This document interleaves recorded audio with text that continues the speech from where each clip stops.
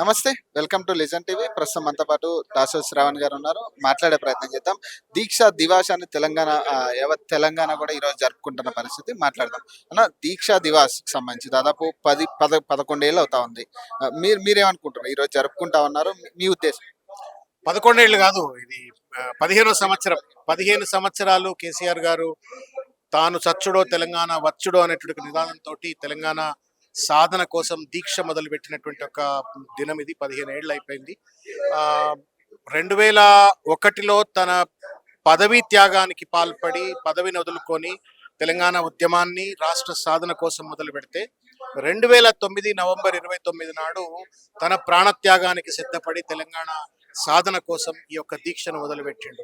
ఇది ఆషామాషి దీక్ష కాదు ఇది. ఎందుకంటే దేశంలో అనేక ఉద్యమాలలో అనేక సందర్భాలలో అనేక వ్యక్తులు దీక్షలు చేసి ఉండవచ్చుగాక, కానీ ఈ దీక్ష మొత్తం 50 మంది తెలంగాణ సబ్బండ వర్గాలను అటెండర్ నుండి ఆఫీసర్ వరకు, ఆర్ఎస్యు నుండి ఆర్ఎస్ఎస్ వరకు అన్ని వర్గాలను ఒక తాటి మీదకి తీసుకొచ్చి జై తెలంగాణ అనేటువంటి ఒక నినాదం బలంగా వినిపించగలిగేటువంటి ఒక శక్తినిచ్చినటువంటి ఒక దీక్ష. రెండు, దాదాపు 65 సంవత్సరాల పాటు 6.5 దశాబ్దాల పాటు అణగదొక్కబడ్డ తెలంగాణ జాతి ఆత్మగౌరవాన్ని తట్టి లేపినటువంటి ఒక దీక్ష.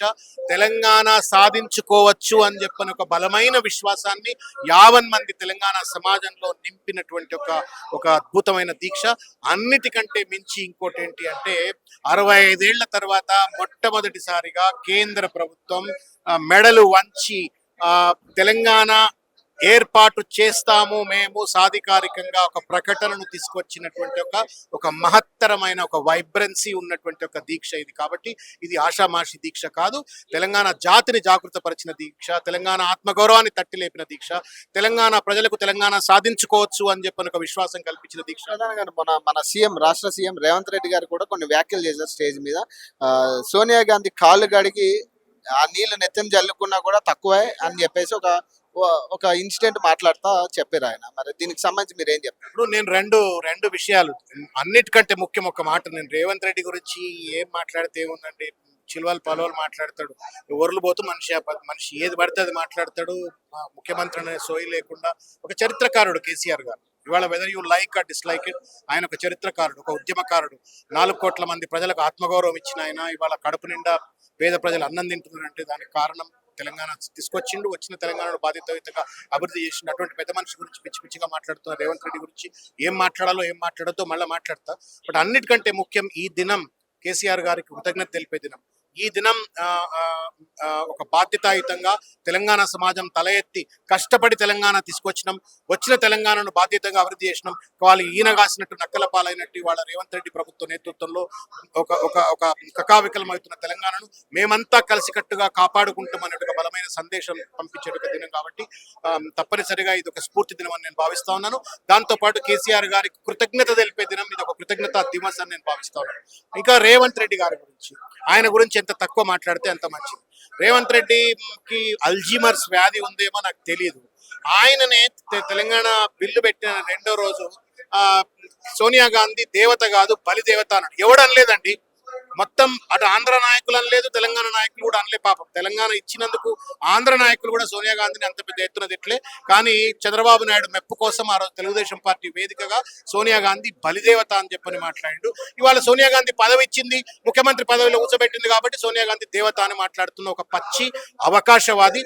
ఉద్యమం మీద అవగాహన లేదు, కనీస సామాజిక బాధ్యత లేనటువంటి ఒక నీచ మనస్తత్వం ఉన్న వ్యక్తి. కాబట్టి ఆ వ్యక్తి గురించి ఏం మాట్లాడాలో నాకు తెలియదు. ఇక కాళ్ళు గడిగే ముచ్చటకు వస్తే, నేను ఇంతకుముందు కూడా ఒకరోజు ప్రెస్ మీట్ లో నేనేం చెప్పినా అంటే, రేవంత్ రెడ్డి గారు పాదాలు కడిగి సోనియా గాంధీ కడిగిన నీళ్లను నెత్తిలో జల్లుకోవటం, ఆమె కృతజ్ఞతగా ఉంటాం. తెలంగాణ సమాజం కృతజ్ఞతగా ఉన్నది, కేసీఆర్ గారి పట్ల కృతజ్ఞతగా ఉంది, సోనియా గాంధీ పట్ల కూడా కృతజ్ఞత ఉంది. బాధ అంతా ఏంటంటే కూడా మూర్ఖుడిని తీసుకొచ్చి ముఖ్యమంత్రి చేసింది కదా అని చెప్పని. నువ్వు ముఖ్యమంత్రి అయినావు కాబట్టి, నీలాంటి వ్యక్తిని కూడా ముఖ్యమంత్రి చేసింది కాబట్టి కాళ్ళు గడుగు, మంచిగా గడుగు. మొత్తం గంగాజలం తీసుకొచ్చి సోనియా గాంధీ గారు కాళ్ళు గడుగు, 5 చేతిలో పోసుకొని తీర్థం దాగు. ఆ నీళ్లు కడిగిన నీళ్లు మాకేం అభ్యంతరం లేదు. You deserve to do that, because నీలాంటి వ్యక్తిని ఏ వ్యక్తి కూడా ముఖ్యమంత్రి చేయరు, ఏ పార్టీ కూడా చేయదు. నువ్వు అయినావు, కింద పడ్డవో మీద పడ్డవో, డబ్బులు ఇచ్చినవో, సంచులు మూసినవో, ఏం మోసినవో, మొత్తాన్ని ముఖ్యమంత్రి అయినావు. కాబట్టి ఆమె చేసింది ఆమె కాబట్టి నువ్వు ఆ కాళ్ళు కడిగి నువ్వు తీర్థం దాగు, నెత్తిన తల్లుకునేందుకు తీర్థం దాగు. We have no objection. కానీ అనవసరంగా సోనియా గాంధీ గారికి కేసీఆర్ గారికి నువ్వు పోటీ పెట్టి దాని మధ్యలో ఏదో పంచాయతీ పెట్టేటువంటి ఒక చిల్లర ప్రయత్నం. కేసీఆర్ గారే కదా సోనియా గాంధీ గారి గురించి అసెంబ్లీలో ఆమె మంచి పని చేసిందండి, ఆమె వల్ల మనకు తెలంగాణ సాధనకు ఉపయోగపడదని చెప్పిండు. అంత బాధ్యతాయుతంగా ఒక గౌరవంగా ఒక ముఖ్యమంత్రి హోదాలో ఉండి కేసీఆర్ మాట్లాడింది. చిల్లరగాల లెక్క కేసీఆర్ గారికి తెలంగాణకు సంబంధం లేదు, కాళ్ళు కడిగి నెత్తలు పోసుకోవాలా అని చెప్పని ఏం మాటలు అవి నాకు అర్థం కాదు. నువ్వు అడగాల కేసీఆర్ కాళ్ళు కడిగి, కేసీఆర్ కాళ్ళు కడిగి నెత్తలు చల్లుకోవాలిగా, తీర్థం తాగాలి. ఎందుకు అంటే ఆయనే కనుక తెలంగాణ తీసుకురాకపోతే నీ ముఖం ఎన్నడూ తెలంగాణ ముఖ్యమంత్రి కాదు. ఎందుకంటే ఆంధ్రోలు పార్టీలో ఉన్నావు కాబట్టి ఆంధ్రోలు ఎప్పుడు నేను ముఖ్యమంత్రి కానికపోదు. తెలంగాణ వచ్చింది కాబట్టి కేసీఆర్ వల్ల, ఆ వచ్చిన తెలంగాణకు నువ్వు ఇలా ముఖ్యమంత్రి అయినావు కాబట్టి కేసీఆర్ కాళ్ళు, సోనియా గాంధీ కాళ్ళు కడుగుతాను కదా కడుగు, కేసీఆర్ గారి కాళ్ళు కూడా కడుగు. ఆ తీర్థం తాగినట్టు తాగితే నీ పుణ్యం అయితే, నీ పాపాలన్నీ కూడా పునీతమైతే నేను భావిస్తాను. గురుకుల పాఠశాల ఫుడ్ పాయిజన్ విషయానికి మాట్లాడుకుంటుంటే నిన్న సీతక్క గారు అంటా ఉన్నారు, కేటీఆర్ హస్తం ఉంది ఇందులో, కేటీఆర్ గారే చేయించి ఉంటారేమో అని ఒక అనుమానం ఆమె వ్యక్తం చేసింది ఒక ప్రెస్ మీట్ ద్వారా. మీరేం చెప్తారు? బాధ్యతారాహిత్యం. సీతక్క అంటే గౌరవనీయంగా చూస్తాం మనం. ఎందుకంటే ఆమె తుపాకీ బట్టి అడవుల్లో తిరిగింది, ఒక నక్సలైట్ గా కొట్లాడింది అని చెప్పని ఒక ప్రజా పోరాట యోధురాలుగా ఆమె పట్ల గౌరవం ఉంటుంది. కానీ అధికారంలోకి వచ్చిన తర్వాత ఆమె ఉద్యమాలు మర్చిపోయింది, ఆమె పోరాటాలు మర్చిపోయింది, తుపాకీ పెట్టిన అనేది మర్చిపోయి కుర్చీని ఎక్కిన అనేటువంటి ఒక రీతిలో మాట్లాడుతూ ఉన్నారు. సబబు కాదు ఒకటి. రెండవది, ఆత్మహత్యలు చేసుకున్న వాళ్ళని మొత్తం దాదాపు 48 మంది చనిపోయినారు ఈ సంవత్సరం 11 నెలల కాలంలో. ఈ 48 మందిని కేటీఆర్ గారు ప్రోద్బలంతో చచ్చిపోయినరా? దాంట్లో ఆత్మహత్యలు చేసుకున్న వాళ్ళు ఉన్నారు, దాంట్లో విషప్రయోగానికి గురైపోయి కలుషితాహారం తిని చనిపోయిన వాళ్ళు ఉన్నారు. కలుషితాహారం అంటే నువ్వు అన్నట్టుగా ఏదో జరిగింది అనుకుందాం, మరి ఆత్మహత్యలు ఎవరు చేసిందంటే కేటీఆర్ గారే పోయి మెడలో తాళ్ళేసి లేకపోతే విషం ఇచ్చి చంపిండా? ఏం మాట్లాడుతున్నారు మంత్రులా మీరు? చిల్లర వ్యవహారాలు ఇస్తా ఉన్నారు. చదువుకున్నారు, అడ్వకేట్ స్థాయిలో చదువుకున్నటువంటి ఒక వ్యక్తులు, పెద్ద పెద్ద చదువులు చదువుకున్న మహేష్ గౌడ్ గారు, సీతక్క గారు ఇటువంటి చిల్లర మాటలు మాట్లాడటం శోభనివ్వదు. తప్పు జరుగుతా ఉంది. రెసిడెన్షియల్ వెల్ఫేర్ స్కూల్స్ లో తప్పు జరుగుతా ఉంది. అక్కడ ఉన్న పిల్లలు మన పిల్లలు, మన పేదింటి పిల్లలు, లంబాడాలు, దళితులు, బీసీలు, ఎస్సీలు, ఎస్టీలు, మైనారిటీ వర్గాల పిల్లలు అక్కడ చదువుతున్నారు. వాళ్ళు ఏ కారణం చేతనో బాధకు గురవుతున్నారు, వాళ్ళు చనిపోతున్నారు.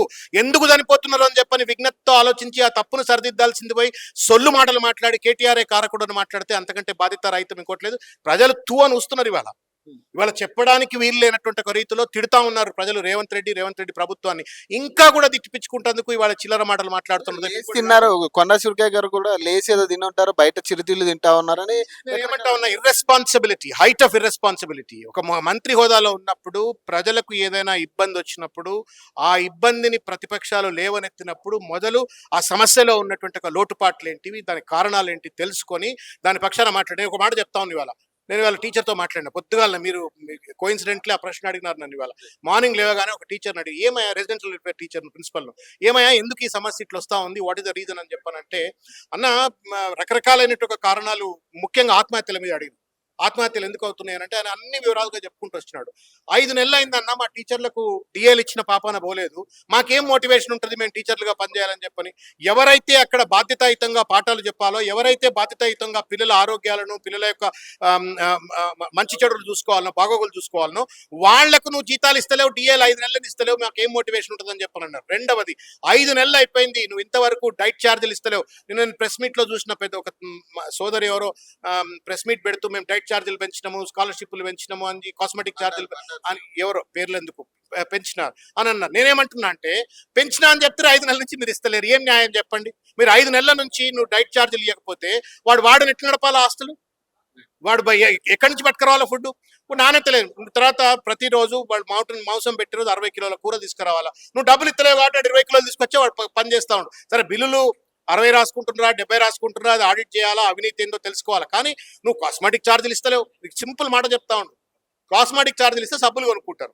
నువ్వు సబ్బులు కొనుక్కోకపోవడంతో 5 నెలల నుంచి వాళ్ళకి డబ్బులు లేకపోతే, పేద పిల్లలకు సబ్బులు కొనుక్కోకపోతే గజ్జి తామర వస్తూ ఉంది, వాళ్ళకి సబ్బులు లేక అని చెప్పని మాట్లాడుతున్నారు. అంటే పేద పిల్లలు కాబట్టి, దళిత గిరిజన బిడ్డలు ఉన్నారు కాబట్టి, బహుజన బిడ్డలు ఉన్నారు కాబట్టి వాళ్ళకి నువ్వు కాస్మెటిక్ ఛార్జ్, నువ్వేమో 10,50,000 కోట్లు పెట్టి మూసి నది కడతా అంటావు, లేకపోతే ఇంకేదో చేస్తా అంటావు. 1000 కోట్లు నువ్వు కాస్మెటిక్ ఛార్జీలు ఎందుకు ఇస్తలేవు రేవంత్ రెడ్డి? దానికి చెప్పాలి సమాధానం సీతక్క గారు, సురేఖ గారు. అక్కడ ఉన్న ఆడపిల్లలు మన పిల్లలు కదా, వాళ్ళకి సబ్బులు కావాలా, వాళ్ళకు కూడా కాస్మెటిక్స్ కావాలా, వాళ్ళు కూడా తినడానికి డైట్ ఛార్జీలు కావాలా. నువ్వు అవి ఇవ్వకుండా నువ్వు వాళ్ళు కలుషితాహారం తిని సరిపోతే, లేకపోతే ఆత్మన్యూనతా భావానికి గురైపోయి ఇంకేమైనా కారణాలతో ఆత్మన్యూనతా భావానికి గురైపోతే వాళ్ళని ఏ రకంగా కౌన్సిలింగ్ సెంటర్లకు తీసుకెళ్లాలా, ఏ రకంగా కోఆర్డినేట్ చేయాలా అని చెప్పినట్టు ఆలోచన మర్చిపోయి, వాళ్ళకి ఎట్లా బాధ్యతగా ఒక విశ్వాసం కల్పించాలనే ఒక సోయి మర్చిపోయి కేటీఆర్ గారి మీద పడటం అనేటువంటిది చిల్లరతనానికి పరాకాష్ట. ఒక మాట చెప్తా ఉన్నారు, నేను అడిగిన ఈ చలికాలం కదా అతో మాట చెప్పిండు, పిల్లలు ఇక్కడ ఉండడానికి కొద్ది గంటలకు లేపుతాం మేము, 5 గంటలకు లేపి వాళ్ళను గ్రౌండ్ లో ఎక్సర్సైజ్ చేపిస్తామన్నారు. ఆ 5 గంటలకు స్నానం చేయాలి.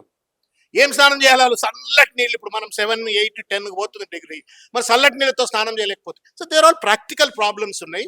ఆ ప్రాక్టికల్ ప్రాబ్లమ్స్ ను ప్రభుత్వం బాధ్యతాయుతంగా వాటిని పరిష్కరించాల్సింది. నేను చూసిన ఆయన పేరు, ఏం పేరు, ఆయన విద్యా కమిషన్ ఆయన మురళి ఐఏఎస్ ఆఫీసర్ తిరుగుతా ఉన్నాడు. ఇటువంటి వాళ్ళు ప్రభుత్వానికి భజన కొట్టకుండా, ప్రభుత్వం లో ఉన్నటువంటి లోటుపాట్లు కానీ, లేకపోతే ఈ విద్యా వ్యవస్థలో ఉన్న లోటుపాట్లు కానీ వీటిని సరిదిద్దాల్సింది పోయి ఏమనంటే కేటీఆర్ మీద ఉరుమురిమి పిల్లి ఎవరి మీద పడ్డట్టు ఊకుకనే పోయి కేటీఆర్ మీద పడి కేటీఆర్ ను బదనాం చేస్తే వచ్చే లాభం ఏంది? దానివల్ల విద్యార్థులకు ఏం లాభం జరుగుతుంది చెప్పండి.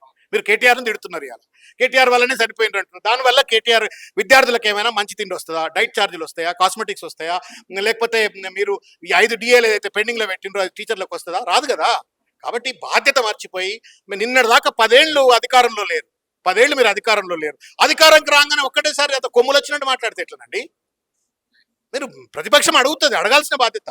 ఇంకా నయం, ఈ రాష్ట్రంలో విద్యార్థి ఉద్యమాలకి కొత్త తక్కువైపోయినాయి. అసలు మామూలుగా కనుక పీక్ స్టేజ్ స్టూడెంట్ మూవ్మెంట్స్ ఉన్నట్టయితే మొత్తం ఇవాళ మంత్రులను ఎవరిని రోడ్ల మీద తిరగలేకపోతున్నారు, ఎమ్మెల్యేలు ఎవరు రోడ్ల మీద తిరగలేకపోతుంది. ఈ రకంగా విద్యార్థులు ఆత్మహత్య చేసుకునే పరిస్థితి రావటం, విద్యార్థులు చనిపోయే పరిస్థితి రావటం, స్కాలర్షిప్లు ఇవ్వకుండా, వాళ్ళ డైట్ ఛార్జీలు ఇవ్వకుండా, కాస్మెటిక్ ఛార్జీలు ఇవ్వకుండా. కాబట్టి అక్కవు రేవంత్ రెడ్డికే బదన కొట్టాలా, ఇంకా రేవంత్ రెడ్డికి చుట్టూ బదన కొట్టే నీ బ్యాచ్ కాదు. ఆ బ్యాచ్ కొట్టాలి చాలా మంది ఉన్నారు. నువ్వు ఒక ఉద్యమకారురాలు లేకుండా ఆ పిల్లల కష్టమైంది నష్టమైంది తెలుసుకోగాని కేటీఆర్ ని టార్గెట్ చేసేటువంటి రీతిలో మాట్లాడి అబాసుపాలు కావద్దు అని కోరుకుంటున్నాను. Thank you.